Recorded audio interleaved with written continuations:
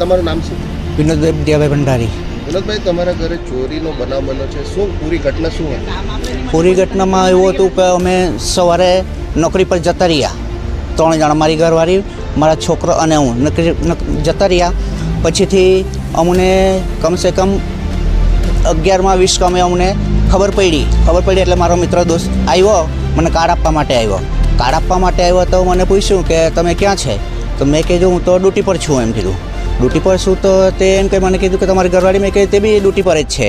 તો તેમણે કીધું કે તમારું ઘરનું લોક ખુલ્લું છે. એમ કીધું લોક ખુલ્લું છે. એમ કીધું તો મેં મારી ઘરવાળીને તાત્કાલિક ફોન માર્યો કે આપણું લોક તો ખુલ્લું છે. એમ કે મારી ઘરવાળી કહે મેં તો મારેલું હતું. એટલે મારી ઘરવાળી કંપનીમાંથી આવીને જોયું તો તેણે દરવાજો બંધ હતો, લોક ખુલ્લું હતું. અંદર ગઈ, એન્ટ્રી આપીને જોયું તો તે હું તાત્કાલિક ઘરના અંદરથી પહેલાં નીકળી આવીને મોબાઈલ લઈને નીકળી તાત્કાલિક રોડ પર આવીને મને ફોન કરી દીધો કે ઘરમાં કંઈ કબાટ ખુલ્લા છે. એમ તો કબાટ ખુલ્લા છે એમ કીધું એટલે અમે પછી મેં આવીને અંદર જોવા ગયો તો કબાટ ખુલ્લું હતું. કબાટનું ડ્રો મેં ખોલ્યું, અંદર ખુલ્લું હતું, જોયું, અંદર નજર મારીને હાથ નાખ્યો તો અમારું જે કેશ પેમેન્ટ હતા અને સોનું અને ચાંદી હતું એ અમારું ગાયબ થઈ ગયું છે.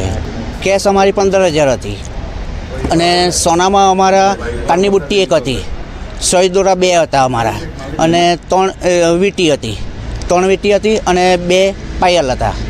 હા, અમે પોલીસ કમ્પ્લેન્ટ કરેલી છે.